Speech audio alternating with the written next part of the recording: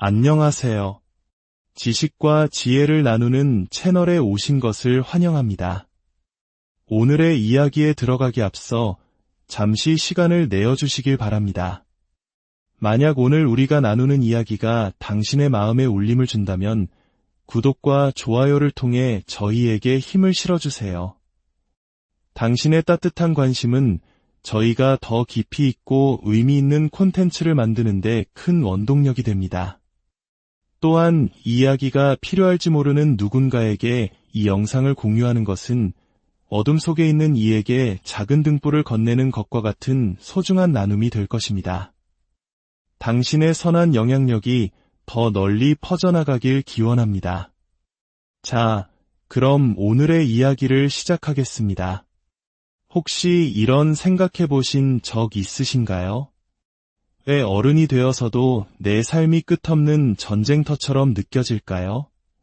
무엇을 하든 아무리 열심히 노력하든 여전히 길을 잃은 듯하고 지쳐 있으며 언젠가는 모든 것이 정상으로 돌아오길 막연히 기다리고 있는 자신을 발견하지는 않으셨나요?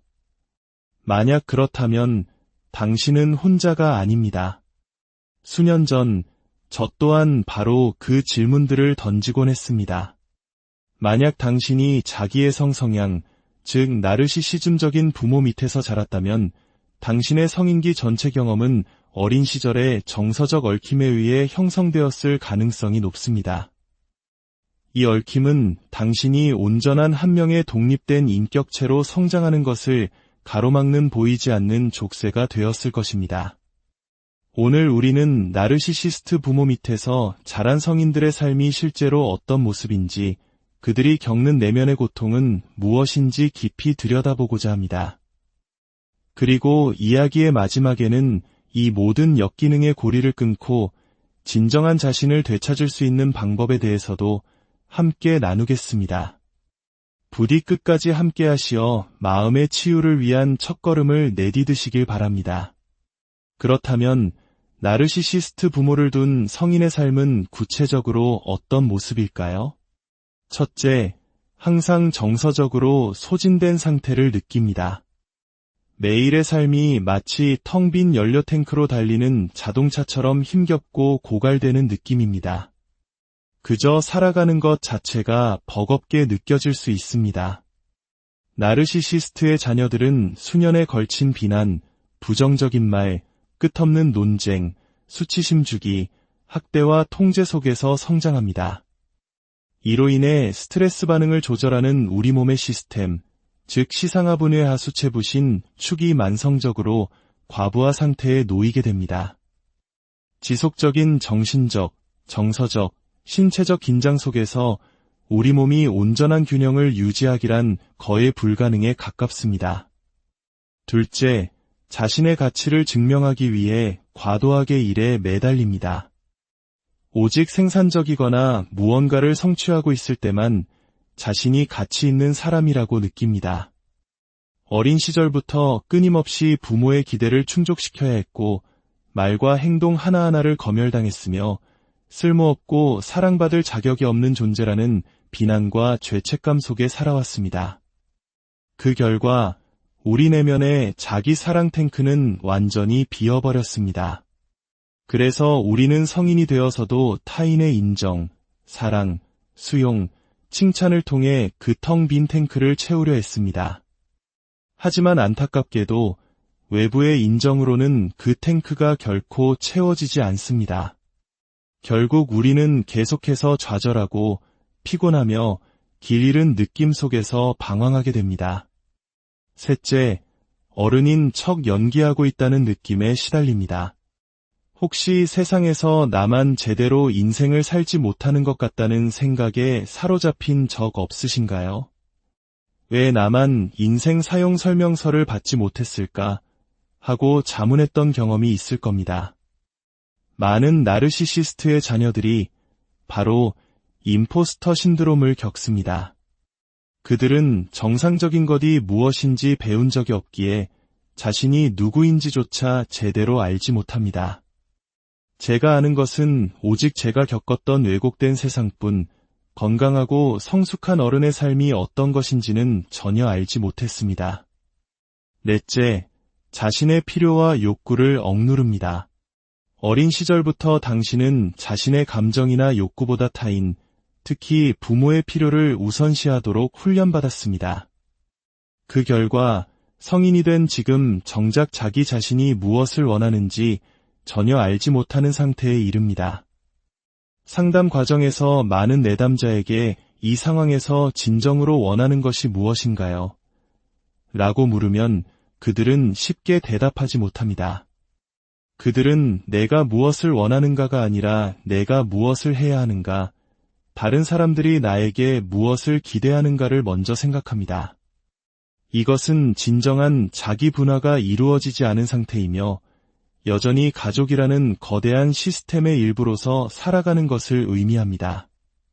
다섯째, 죄책감에서 벗어나지 못합니다. 자신의 잘못이 아닌 일에 대해서도 깊은 죄책감을 느끼고 마치 자신의 탓인 양 그 무게를 짊어지고 살아갑니다. 우리들의 정서 시스템 속에서는 다른 사람이 자신의 행동이나 감정에 대해 책임지는 불편함을 보는 것보다 차라리 내가 그 죄책감을 떠안는 것이 훨씬 더 편안하게 느껴지기 때문입니다. 다른 사람이 힘들어하는 것을 보느니 그냥 내가 죄인이 되는 길을 택하는 것입니다. 여섯째, 인간관계에서 자신이 너무 과하거나 부족하다고 느낍니다. 친구 관계나 연인 관계에서 상대방이 나를 귀찮아하거나 부담스러워할 것이라고 끊임없이 걱정합니다. 너무 다가가면 부담을 주는 것 같고 거리를 두면 무심한 사람처럼 보일까 봐 전전긍긍합니다. 마치 동화 속 골디락스처럼 우리는 관계에서 딱 좋은 적정선을 찾는데 큰 어려움을 겪습니다. 이는 어린 시절 부모가 자신의 문제를 우리에게 투사하며 결코 우리를 있는 그대로 인정해주지 않았던 경험에서 비롯된 것입니다. 일곱째, 권위적인 인물과의 관계에 어려움을 겪습니다. 상사나 선배와 같은 권위적인 인물을 마주할 때 극도로 두려워하거나 반대로 강렬한 분노와 저항감을 느낍니다. 우리는 공정하고 성숙하며 통제하지 않는 건강한 어른 모델을 경험하며 자라지 못했습니다. 어린 시절 경험했던 권위자는 미성숙하고 부적절한 인물이었기에 성인이 되어서도 권위적인 인물에 대해 왜곡된 반응을 보이게 되는 것입니다. 여덟째, 다른 사람을 구원하거나 고쳐주려는 경향이 있습니다. 마치 구조가 필요한 사람에게 자석처럼 이끌립니다. 자신의 안녕은 뒷전으로 한 채 상처받고 망가진 사람들을 구원하는데 자신의 에너지를 쏟아붓습니다. 이는 어린 시절 끊임없이 부모의 감정을 돌보고 문제를 해결해야 했던 구원자 역할이 성인이 되어서도 반복되는 것입니다. 아홉째, 타인의 감정에 대해 과도한 책임감을 느낍니다. 마치 온 세상 사람들의 감정의 무게를 자신의 어깨에 짊어진 듯 살아갑니다. 우리는 타인의 감정을 읽고 위로하는 데 전문가가 될 수 있습니다. 상담가나 치료사처럼 다른 사람의 고통에 깊이 공감하는 능력을 지녔을 수 있습니다. 하지만 아이러니컬하게도 정작 자신의 감정을 알아차리고 표현하는 데에는 매우 서툽니다.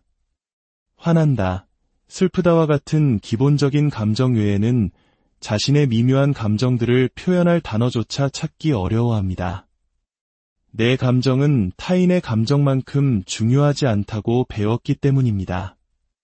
열째, 어린 시절에 대해 이야기하는 것을 피합니다.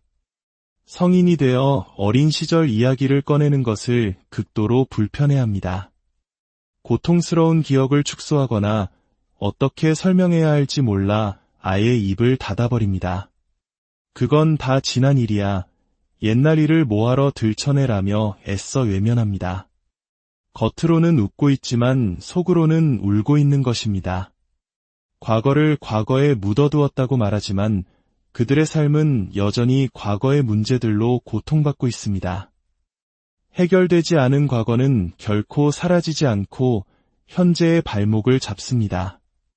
11번째, 내면의 가혹한 비판자가 멈추지 않습니다. 당신의 머릿속에는 끊임없이 넌 부족해, 넌 잘하는 게 없어라고 속삭이는 목소리가 있습니다. 이 목소리는 놀랍도록 당신을 비난했던 부모나 가족의 목소리와 닮아 있습니다.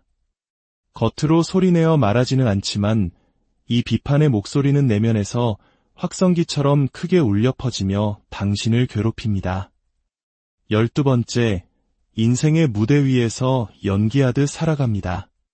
삶을 진정으로 살아내는 것이 아니라 그저 생존하며 버티고 있다는 느낌을 받습니다. 우리는 마치 잘 짜인 각본에 따라 움직이는 배우처럼 느껴집니다. 가족과 사회가 정해준 역할을 충실히 수행하며 좀처럼 그 역할에서 벗어나지 못합니다. 만약 이 무대에서 내려와 진짜 자신이 된다면 내가 누구인지 알 수 없을 것 같은 두려움을 느낍니다. 가족 시스템이 주입한 가짜 감정, 가짜 생각, 가짜 역할을 모두 버리고 나면 납작하게 찌그러진 팬케이크처럼 아무것도 남지 않을 것이라 생각합니다. 하지만 진실은 그 반대입니다. 그 가짜 자아를 벗어던졌을 때 비로소 그 자리에서 당신의 진정한 자아가 새싹처럼 돋아나고 아름다운 꽃을 피울 수 있습니다. 13번째, 설명할 수 없는 고독감에 시달립니다. 수많은 사람들에게 둘러싸여 있을 때조차 마음 깊은 곳에서 단절감과 외로움을 느낍니다. 학창시절 반장이 되고 모두에게 인기 있는 사람이 되어도 그 고독감은 사라지지 않았을지 모릅니다. 왜냐하면 가장 중요한 나 자신과 연결되어 있지 않기 때문입니다. 자기 자신과 연결되지 못한 사람은 타인과 진정으로 깊은 관계를 맺기 어렵습니다. 친밀감과 취약성을 드러내는 것이 두렵기 때문입니다. 14번째, 자신의 가족 안에서 이방인처럼 느껴집니다. 가족의 일원으로 인정받기 위해 특정 역할을 연기하거나 혹은 처음부터 환영받지 못하는 존재였다고 느낍니다.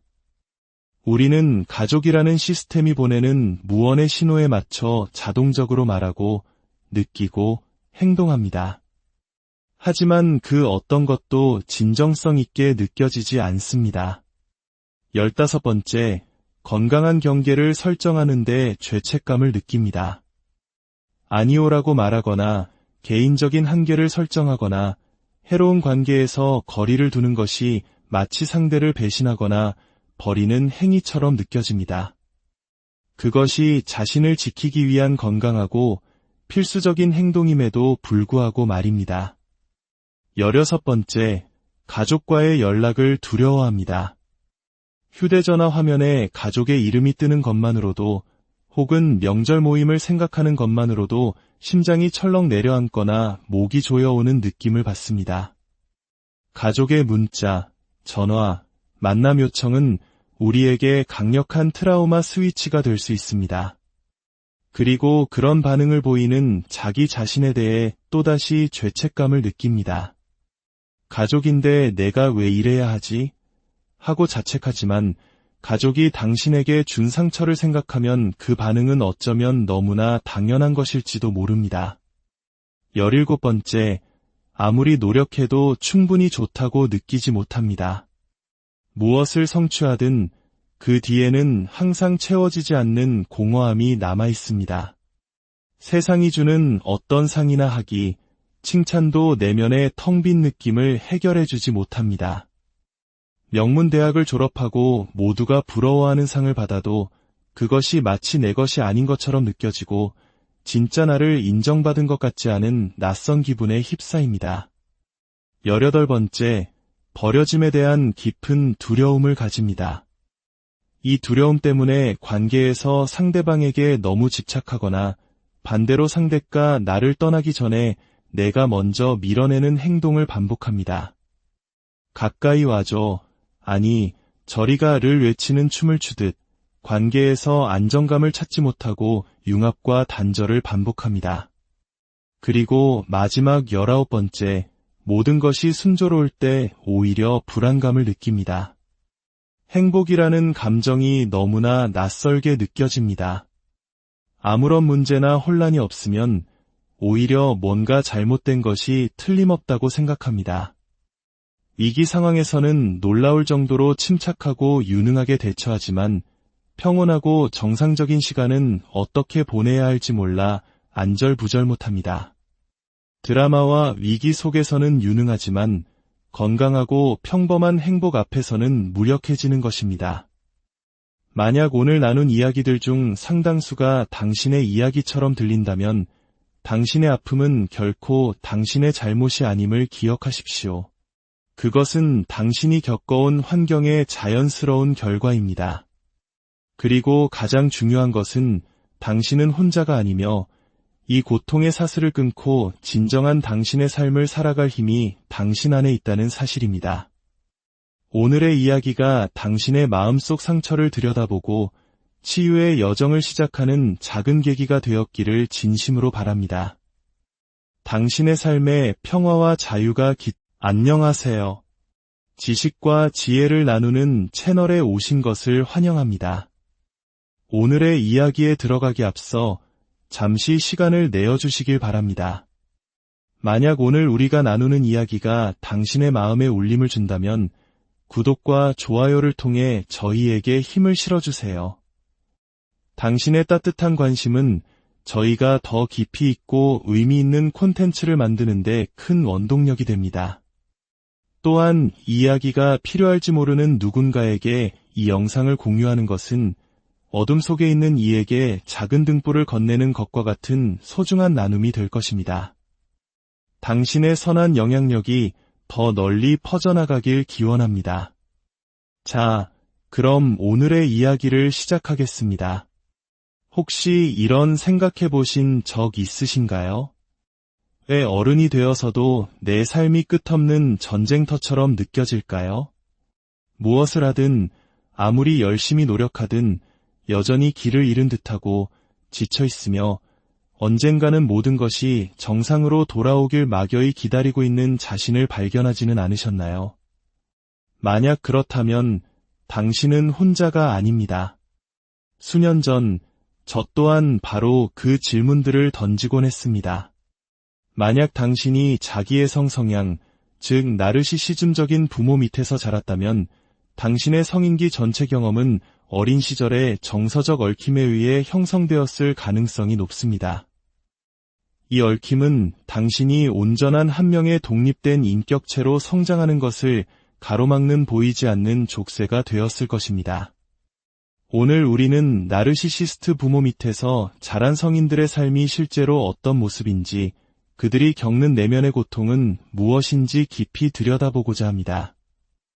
그리고 이야기의 마지막에는 이 모든 역기능의 고리를 끊고 진정한 자신을 되찾을 수 있는 방법에 대해서도 함께 나누겠습니다. 부디 끝까지 함께 하시어 마음의 치유를 위한 첫걸음을 내디드시길 바랍니다. 그렇다면 나르시시스트 부모를 둔 성인의 삶은 구체적으로 어떤 모습일까요? 첫째, 항상 정서적으로 소진된 상태를 느낍니다. 매일의 삶이 마치 텅 빈 연료 탱크로 달리는 자동차처럼 힘겹고 고갈되는 느낌입니다. 그저 살아가는 것 자체가 버겁게 느껴질 수 있습니다. 나르시시스트의 자녀들은 수년에 걸친 비난, 부정적인 말, 끝없는 논쟁, 수치심 주기, 학대와 통제 속에서 성장합니다. 이로 인해 스트레스 반응을 조절하는 우리 몸의 시스템, 즉 시상하분의 하수체부신 축이 만성적으로 과부하 상태에 놓이게 됩니다. 지속적인 정신적, 정서적, 신체적 긴장 속에서 우리 몸이 온전한 균형을 유지하기란 거의 불가능에 가깝습니다. 둘째, 자신의 가치를 증명하기 위해 과도하게 일에 매달립니다. 오직 생산적이거나 무언가를 성취하고 있을 때만 자신이 가치 있는 사람이라고 느낍니다. 어린 시절부터 끊임없이 부모의 기대를 충족시켜야 했고 말과 행동 하나하나를 검열당했으며 쓸모없고 사랑받을 자격이 없는 존재라는 비난과 죄책감 속에 살아왔습니다. 그 결과 우리 내면의 자기 사랑 탱크는 완전히 비어버렸습니다. 그래서 우리는 성인이 되어서도 타인의 인정, 사랑, 수용, 칭찬을 통해 그 텅 빈 탱크를 채우려 했습니다. 하지만 안타깝게도 외부의 인정으로는 그 탱크가 결코 채워지지 않습니다. 결국 우리는 계속해서 좌절하고 피곤하며 길 잃은 느낌 속에서 방황하게 됩니다. 셋째, 어른인 척 연기하고 있다는 느낌에 시달립니다. 혹시 세상에서 나만 제대로 인생을 살지 못하는 것 같다는 생각에 사로잡힌 적 없으신가요? 왜 나만 인생 사용 설명서를 받지 못했을까 하고 자문했던 경험이 있을 겁니다. 많은 나르시시스트의 자녀들이 바로 임포스터 신드롬을 겪습니다. 그들은 정상적인 것이 무엇인지 배운 적이 없기에 자신이 누구인지조차 제대로 알지 못합니다. 제가 아는 것은 오직 제가 겪었던 왜곡된 세상뿐, 건강하고 성숙한 어른의 삶이 어떤 것인지는 전혀 알지 못했습니다. 넷째, 자신의 필요와 욕구를 억누릅니다. 어린 시절부터 당신은 자신의 감정이나 욕구보다 타인, 특히 부모의 필요를 우선시하도록 훈련받았습니다. 그 결과 성인이 된 지금 정작 자기 자신이 무엇을 원하는지 전혀 알지 못하는 상태에 이릅니다. 상담 과정에서 많은 내담자에게 이 상황에서 진정으로 원하는 것이 무엇인가요? 라고 물으면 그들은 쉽게 대답하지 못합니다. 그들은 내가 무엇을 원하는가가 아니라 내가 무엇을 해야 하는가, 다른 사람들이 나에게 무엇을 기대하는가를 먼저 생각합니다. 이것은 진정한 자기 분화가 이루어지지 않은 상태이며 여전히 가족이라는 거대한 시스템의 일부로서 살아가는 것을 의미합니다. 다섯째, 죄책감에서 벗어나지 못합니다. 자신의 잘못이 아닌 일에 대해서도 깊은 죄책감을 느끼고 마치 자신의 탓인 양 그 무게를 짊어지고 살아갑니다. 우리들의 정서 시스템 속에서는 다른 사람이 자신의 행동이나 감정에 대해 책임지는 불편함을 보는 것보다 차라리 내가 그 죄책감을 떠안는 것이 훨씬 더 편안하게 느껴지기 때문입니다. 다른 사람이 힘들어하는 것을 보느니 그냥 내가 죄인이 되는 길을 택하는 것입니다. 여섯째, 인간관계에서 자신이 너무 과하거나 부족하다고 느낍니다. 친구 관계나 연인 관계에서 상대방이 나를 귀찮아하거나 부담스러워할 것이라고 끊임없이 걱정합니다. 너무 다가가면 부담을 주는 것 같고 거리를 두면 무심한 사람처럼 보일까 봐 전전긍긍합니다. 마치 동화 속 골디락스처럼 우리는 관계에서 딱 좋은 적정선을 찾는데 큰 어려움을 겪습니다. 이는 어린 시절 부모가 자신의 문제를 우리에게 투사하며 결코 우리를 있는 그대로 인정해주지 않았던 경험에서 비롯된 것입니다. 일곱째, 권위적인 인물과의 관계에 어려움을 겪습니다. 상사나 선배와 같은 권위적인 인물을 마주할 때 극도로 두려워하거나 반대로 강렬한 분노와 저항감을 느낍니다. 우리는 공정하고 성숙하며 통제하지 않는 건강한 어른 모델을 경험하며 자라지 못했습니다.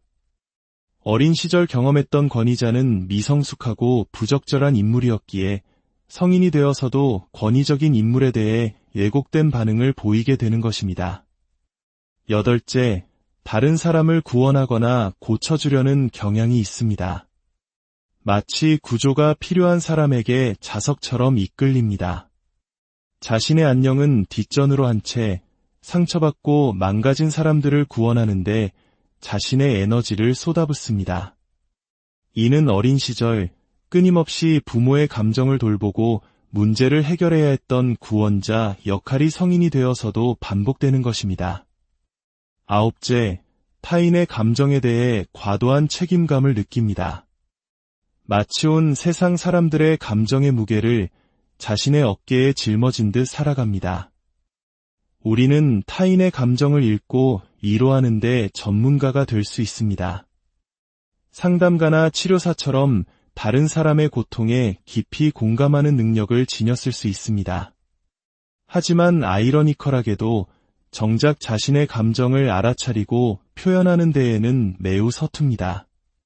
화난다, 슬프다와 같은 기본적인 감정 외에는 자신의 미묘한 감정들을 표현할 단어조차 찾기 어려워합니다. 내 감정은 타인의 감정만큼 중요하지 않다고 배웠기 때문입니다. 열째, 어린 시절에 대해 이야기하는 것을 피합니다. 성인이 되어 어린 시절 이야기를 꺼내는 것을 극도로 불편해합니다. 고통스러운 기억을 축소하거나 어떻게 설명해야 할지 몰라 아예 입을 닫아버립니다. 그건 다 지난 일이야. 옛날 일을 뭐하러 들춰내라며 애써 외면합니다. 겉으로는 웃고 있지만 속으로는 울고 있는 것입니다. 과거를 과거에 묻어두었다고 말하지만 그들의 삶은 여전히 과거의 문제들로 고통받고 있습니다. 해결되지 않은 과거는 결코 사라지지 않고 현재의 발목을 잡습니다. 11번째, 내면의 가혹한 비판자가 멈추지 않습니다. 당신의 머릿속에는 끊임없이 넌 부족해, 넌 잘하는 게 없어라고 속삭이는 목소리가 있습니다.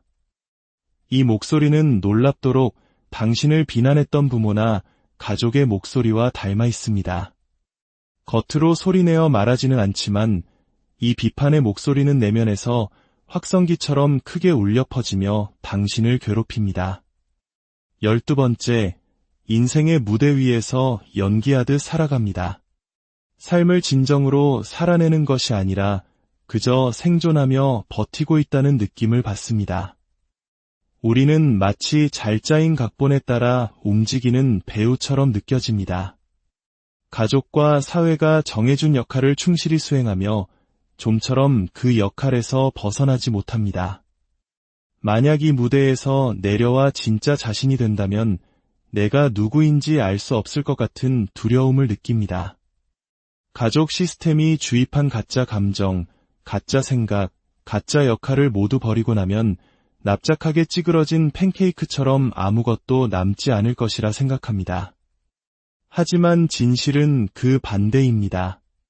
그 가짜 자아를 벗어던졌을 때 비로소 그 자리에서 당신의 진정한 자아가 새싹처럼 돋아나고 아름다운 꽃을 피울 수 있습니다. 13번째, 설명할 수 없는 고독감에 시달립니다. 수많은 사람들에게 둘러싸여 있을 때조차 마음 깊은 곳에서 단절감과 외로움을 느낍니다. 학창시절 반장이 되고 모두에게 인기 있는 사람이 되어도 그 고독감은 사라지지 않았을지 모릅니다. 왜냐하면 가장 중요한 나 자신과 연결되어 있지 않기 때문입니다. 자기 자신과 연결되지 못한 사람은 타인과 진정으로 깊은 관계를 맺기 어렵습니다. 친밀감과 취약성을 드러내는 것이 두렵기 때문입니다. 14번째, 자신의 가족 안에서 이방인처럼 느껴집니다. 가족의 일원으로 인정받기 위해 특정 역할을 연기하거나 혹은 처음부터 환영받지 못하는 존재였다고 느낍니다. 우리는 가족이라는 시스템이 보내는 무언의 신호에 맞춰 자동적으로 말하고, 느끼고, 행동합니다. 하지만 그 어떤 것도 진정성 있게 느껴지지 않습니다. 15번째, 건강한 경계를 설정하는데 죄책감을 느낍니다. 아니오라고 말하거나 개인적인 한계를 설정하거나 해로운 관계에서 거리를 두는 것이 마치 상대를 배신하거나 버리는 행위처럼 느껴집니다. 그것이 자신을 지키기 위한 건강하고 필수적인 행동임에도 불구하고 말입니다. 16번째, 가족과의 연락을 두려워합니다. 휴대전화 화면에 가족의 이름이 뜨는 것만으로도 혹은 명절 모임을 생각하는 것만으로도 심장이 철렁 내려앉거나 목이 조여오는 느낌을 받습니다. 가족의 문자, 전화, 만남 요청은 우리에게 강력한 트라우마 스위치가 될 수 있습니다. 그리고 그런 반응을 보이는 자기 자신에 대해 또다시 죄책감을 느낍니다. 가족인데 내가 왜 이래야 하지? 하고 자책하지만 가족이 당신에게 준 상처를 생각하면 그 반응은 어쩌면 너무나 당연한 것일지도 모릅니다. 17번째, 아무리 노력해도 충분히 좋다고 느끼지 못합니다. 무엇을 성취하든 그 뒤에는 항상 채워지지 않는 공허함이 남아 있습니다. 세상이 주는 어떤 상이나 학위, 칭찬도 내면의 텅 빈 느낌을 해결해주지 못합니다. 명문대학을 졸업하고 모두가 부러워하는 상을 받아도 그것이 마치 내 것이 아닌 것처럼 느껴지고 진짜 나를 인정받은 것 같지 않은 낯선 기분에 휩싸입니다. 18번째, 버려짐에 대한 깊은 두려움을 가집니다. 이 두려움 때문에 관계에서 상대방에게 너무 집착하거나 반대로 상대가 나를 떠나기 전에 내가 먼저 밀어내는 행동을 반복합니다.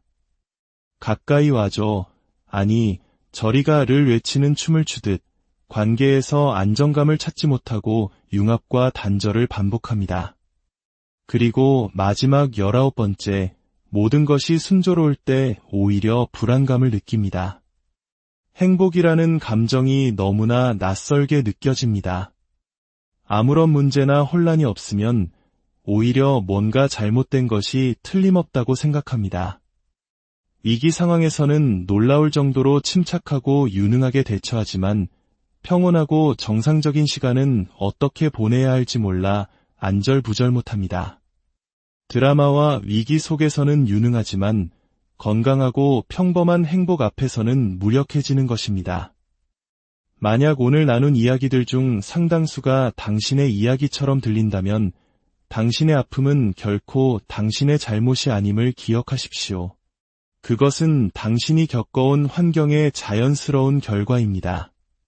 그리고 가장 중요한 것은 당신은 혼자가 아니며 이 고통의 사슬을 끊고 진정한 당신의 삶을 살아갈 힘이 당신 안에 있다는 사실입니다. 오늘의 이야기가 당신의 마음속 상처를 들여다보고 치유의 여정을 시작하는 작은 계기가 되었기를 진심으로 바랍니다. 당신의 삶에 평화와 자유가 안녕하세요. 지식과 지혜를 나누는 채널에 오신 것을 환영합니다. 오늘의 이야기에 들어가기 앞서 잠시 시간을 내어주시길 바랍니다. 만약 오늘 우리가 나누는 이야기가 당신의 마음에 울림을 준다면 구독과 좋아요를 통해 저희에게 힘을 실어주세요. 당신의 따뜻한 관심은 저희가 더 깊이 있고 의미 있는 콘텐츠를 만드는 데 큰 원동력이 됩니다. 또한 이야기가 필요할지 모르는 누군가에게 이 영상을 공유하는 것은 어둠 속에 있는 이에게 작은 등불을 건네는 것과 같은 소중한 나눔이 될 것입니다. 당신의 선한 영향력이 더 널리 퍼져나가길 기원합니다. 자, 그럼 오늘의 이야기를 시작하겠습니다. 혹시 이런 생각해 보신 적 있으신가요? 왜 어른이 되어서도 내 삶이 끝없는 전쟁터처럼 느껴질까요? 무엇을 하든 아무리 열심히 노력하든 여전히 길을 잃은 듯하고 지쳐 있으며 언젠가는 모든 것이 정상으로 돌아오길 막연히 기다리고 있는 자신을 발견하지는 않으셨나요? 만약 그렇다면 당신은 혼자가 아닙니다. 수년 전 저 또한 바로 그 질문들을 던지곤 했습니다. 만약 당신이 자기의 성향, 즉 나르시시즘적인 부모 밑에서 자랐다면 당신의 성인기 전체 경험은 어린 시절의 정서적 얽힘에 의해 형성되었을 가능성이 높습니다. 이 얽힘은 당신이 온전한 한 명의 독립된 인격체로 성장하는 것을 가로막는 보이지 않는 족쇄가 되었을 것입니다. 오늘 우리는 나르시시스트 부모 밑에서 자란 성인들의 삶이 실제로 어떤 모습인지, 그들이 겪는 내면의 고통은 무엇인지 깊이 들여다보고자 합니다.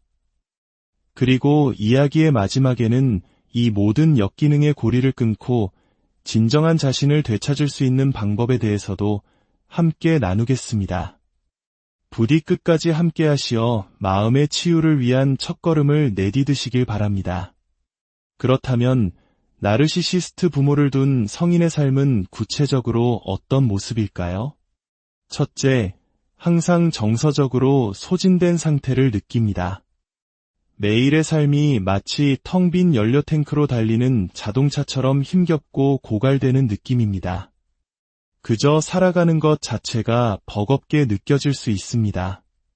나르시시스트의 자녀들은 수년에 걸친 비난, 부정적인 말, 끝없는 논쟁, 수치심 주기, 학대와 통제 속에서 성장합니다.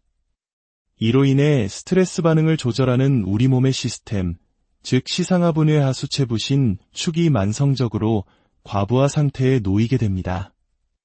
지속적인 정신적, 정서적, 신체적 긴장 속에서 우리 몸이 온전한 균형을 유지하기란 거의 불가능에 가깝습니다. 둘째, 자신의 가치를 증명하기 위해 과도하게 일에 매달립니다. 오직 생산적이거나 무언가를 성취하고 있을 때만 자신이 가치 있는 사람이라고 느낍니다. 어린 시절부터 끊임없이 부모의 기대를 충족시켜야 했고 말과 행동 하나하나를 검열당했으며 쓸모없고 사랑받을 자격이 없는 존재라는 비난과 죄책감 속에 살아왔습니다. 그 결과 우리 내면의 자기 사랑 탱크는 완전히 비어버렸습니다. 그래서 우리는 성인이 되어서도 타인의 인정, 사랑, 수용, 칭찬을 통해 그 텅 빈 탱크를 채우려 했습니다. 하지만 안타깝게도 외부의 인정으로는 그 탱크가 결코 채워지지 않습니다. 결국 우리는 계속해서 좌절하고 피곤하며 길 잃은 느낌 속에서 방황하게 됩니다. 셋째, 어른인 척 연기하고 있다는 느낌에 시달립니다.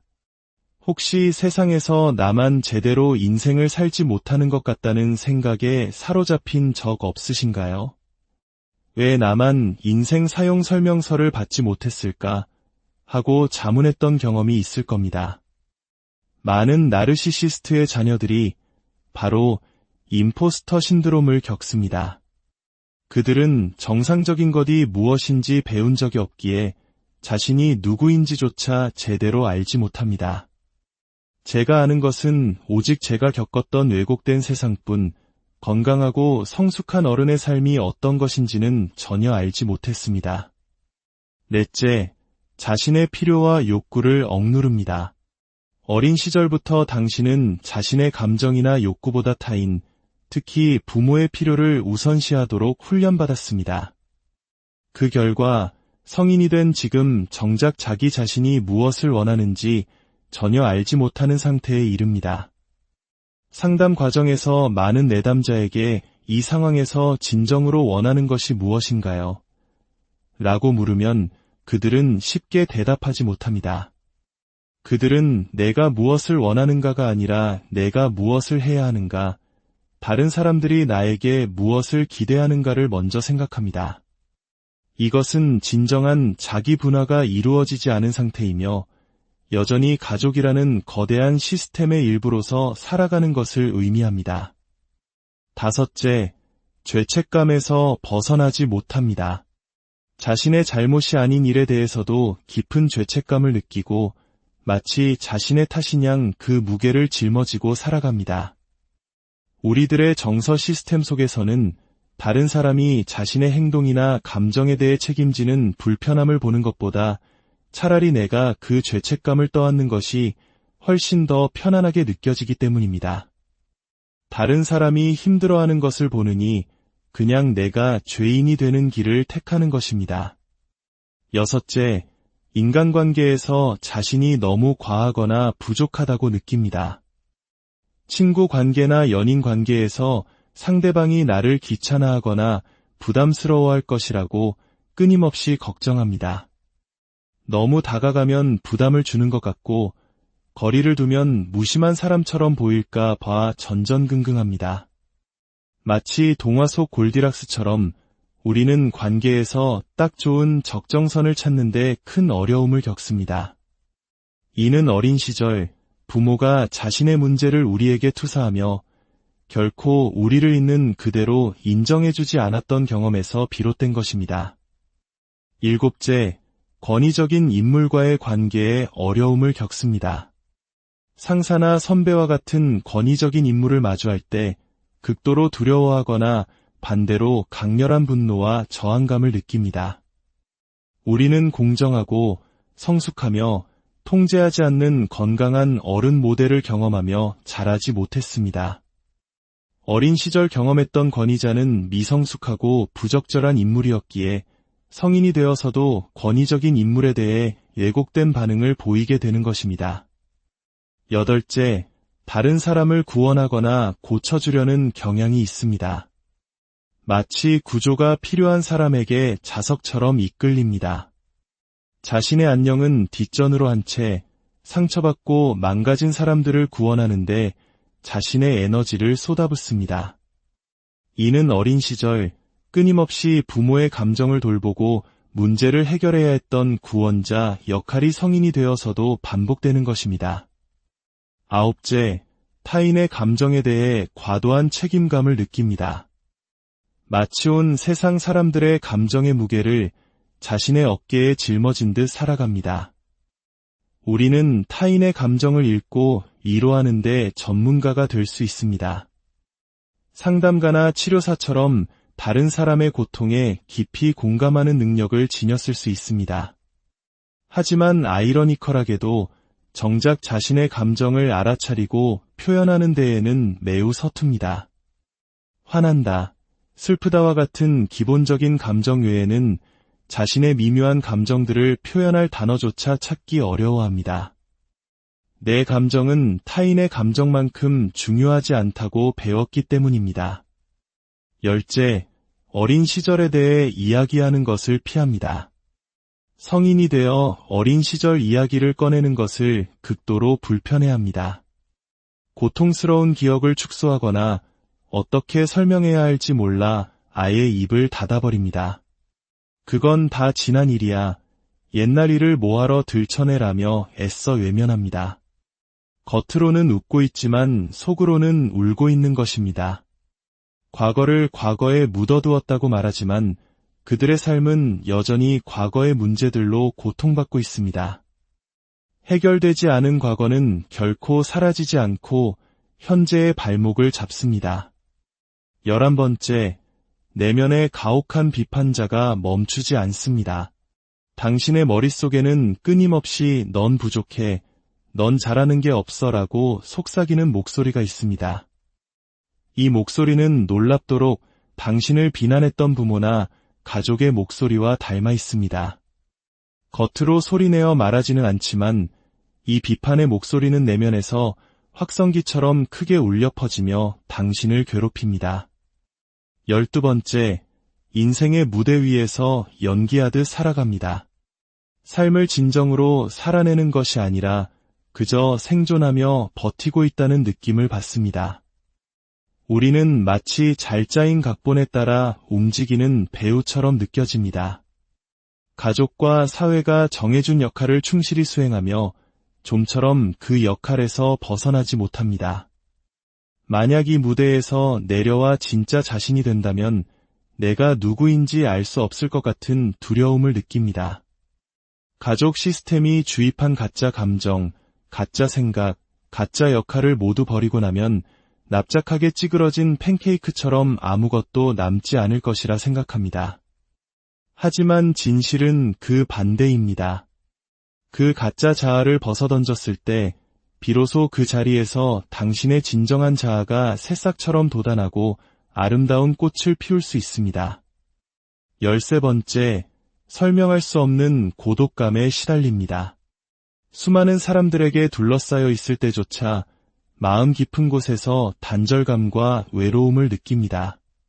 학창시절 반장이 되고 모두에게 인기 있는 사람이 되어도 그 고독감은 사라지지 않았을지 모릅니다. 왜냐하면 가장 중요한 나 자신과 연결되어 있지 않기 때문입니다. 자기 자신과 연결되지 못한 사람은 타인과 진정으로 깊은 관계를 맺기 어렵습니다. 친밀감과 취약성을 드러내는 것이 두렵기 때문입니다. 14번째, 자신의 가족 안에서 이방인처럼 느껴집니다. 가족의 일원으로 인정받기 위해 특정 역할을 연기하거나 혹은 처음부터 환영받지 못하는 존재였다고 느낍니다. 우리는 가족이라는 시스템이 보내는 무언의 신호에 맞춰 자동적으로 말하고 느끼고 행동합니다. 하지만 그 어떤 것도 진정성 있게 느껴지지 않습니다. 15번째, 건강한 경계를 설정하는 데 죄책감을 느낍니다. 아니오라고 말하거나 개인적인 한계를 설정하거나 해로운 관계에서 거리를 두는 것이 마치 상대를 배신하거나 버리는 행위처럼 느껴집니다. 그것이 자신을 지키기 위한 건강하고 필수적인 행동임에도 불구하고 말입니다. 16번째, 가족과의 연락을 두려워합니다. 휴대전화 화면에 가족의 이름이 뜨는 것만으로도 혹은 명절 모임을 생각하는 것만으로도 심장이 철렁 내려앉거나 목이 조여오는 느낌을 받습니다. 가족의 문자, 전화, 만남 요청은 우리에게 강력한 트라우마 스위치가 될 수 있습니다. 그리고 그런 반응을 보이는 자기 자신에 대해 또다시 죄책감을 느낍니다. 가족인데 내가 왜 이래야 하지?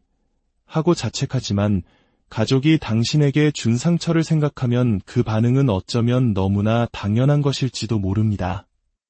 17번째, 아무리 노력해도 충분히 좋다고 느끼지 못합니다.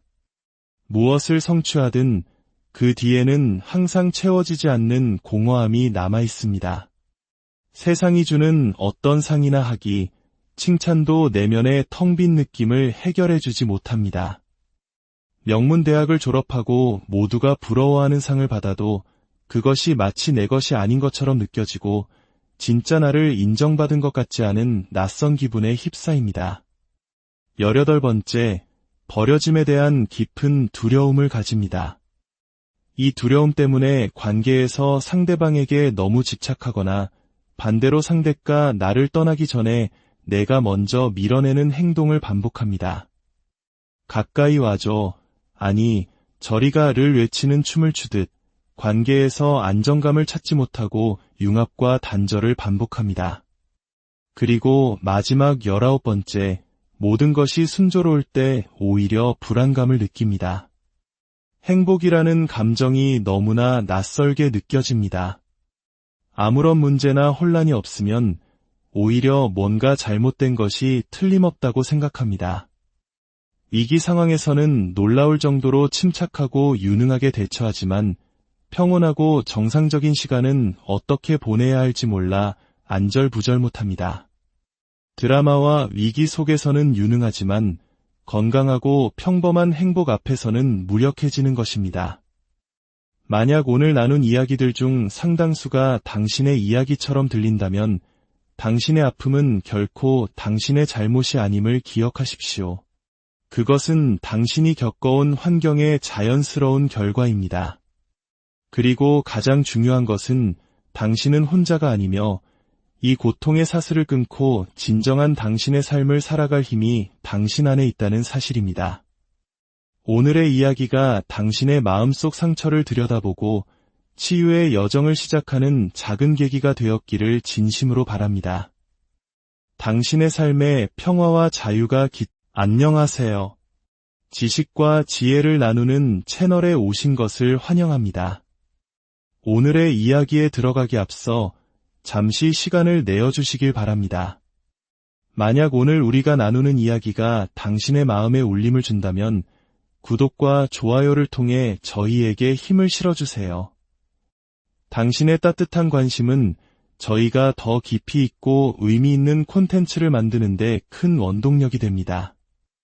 또한 이야기가 필요할지 모르는 누군가에게 이 영상을 공유하는 것은 어둠 속에 있는 이에게 작은 등불을 건네는 것과 같은 소중한 나눔이 될 것입니다. 당신의 선한 영향력이 더 널리 퍼져나가길 기원합니다. 자, 그럼 오늘의 이야기를 시작하겠습니다. 혹시 이런 생각해 보신 적 있으신가요? 왜 어른이 되어서도 내 삶이 끝없는 전쟁터처럼 느껴질까요?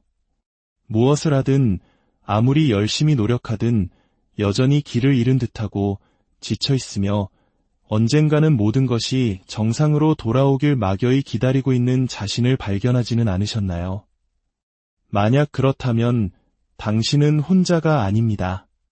수년 전 저 또한 바로 그 질문들을 던지곤 했습니다. 만약 당신이 자기애성 성향, 즉 나르시시즘적인 부모 밑에서 자랐다면 당신의 성인기 전체 경험은 어린 시절의 정서적 얽힘에 의해 형성되었을 가능성이 높습니다. 이 얽힘은 당신이 온전한 한 명의 독립된 인격체로 성장하는 것을 가로막는 보이지 않는 족쇄가 되었을 것입니다. 오늘 우리는 나르시시스트 부모 밑에서 자란 성인들의 삶이 실제로 어떤 모습인지, 그들이 겪는 내면의 고통은 무엇인지 깊이 들여다보고자 합니다. 그리고 이야기의 마지막에는 이 모든 역기능의 고리를 끊고 진정한 자신을 되찾을 수 있는 방법에 대해서도 함께 나누겠습니다.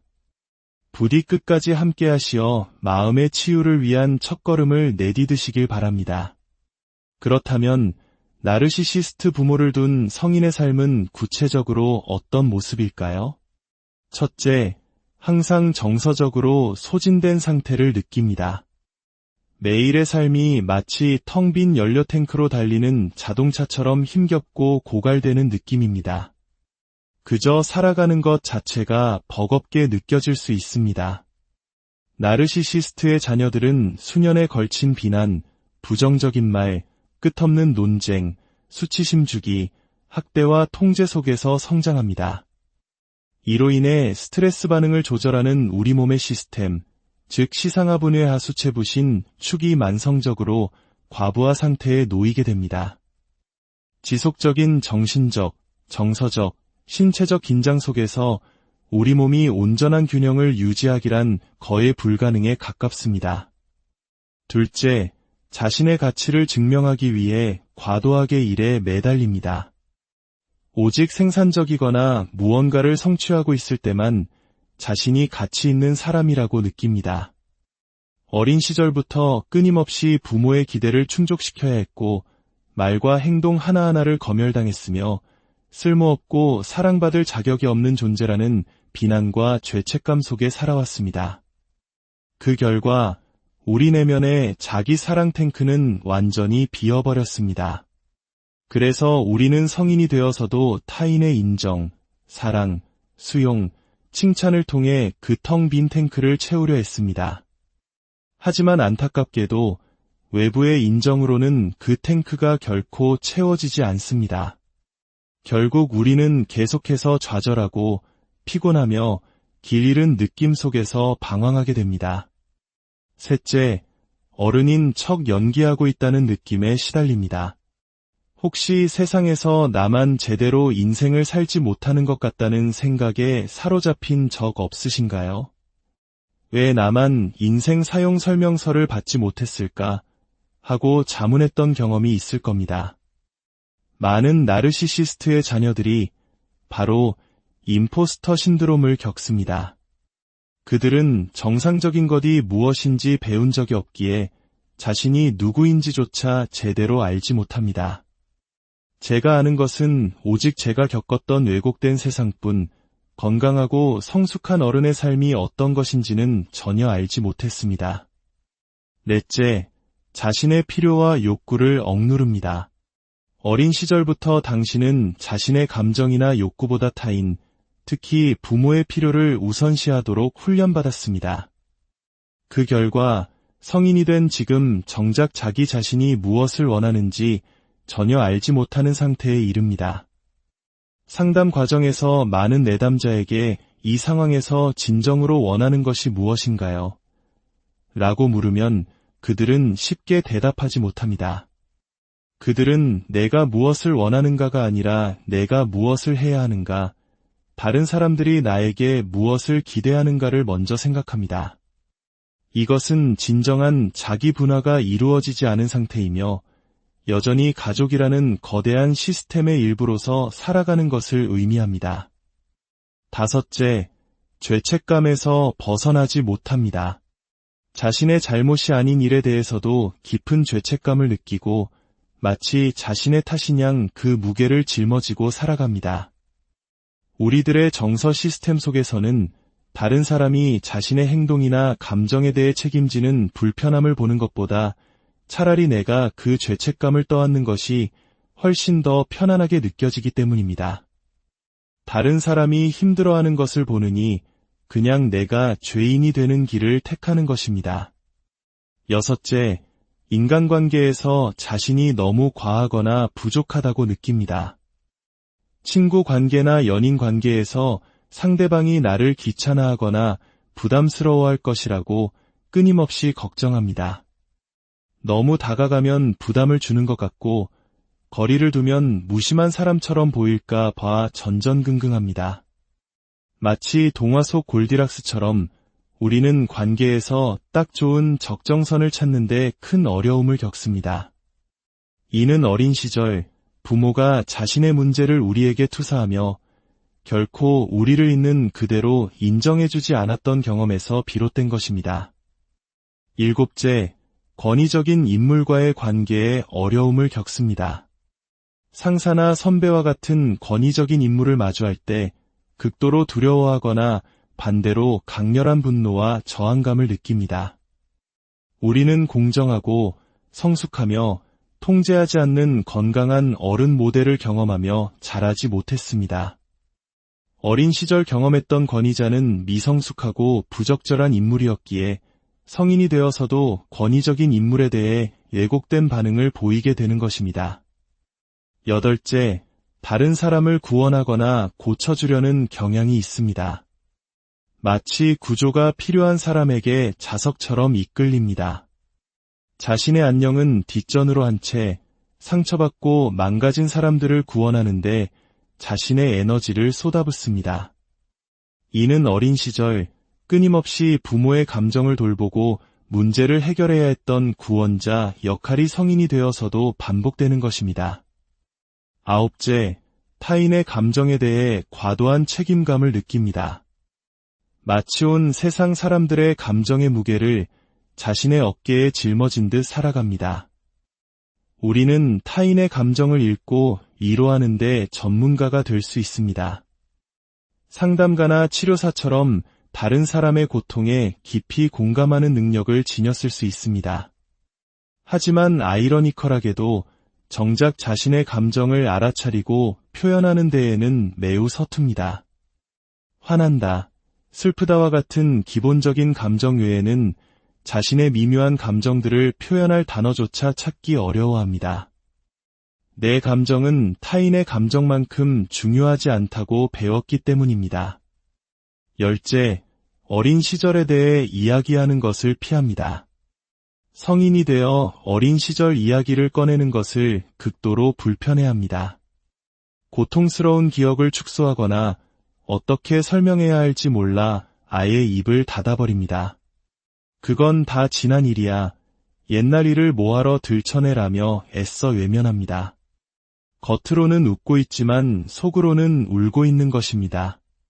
과거를 과거에 묻어두었다고 말하지만 그들의 삶은 여전히 과거의 문제들로 고통받고 있습니다.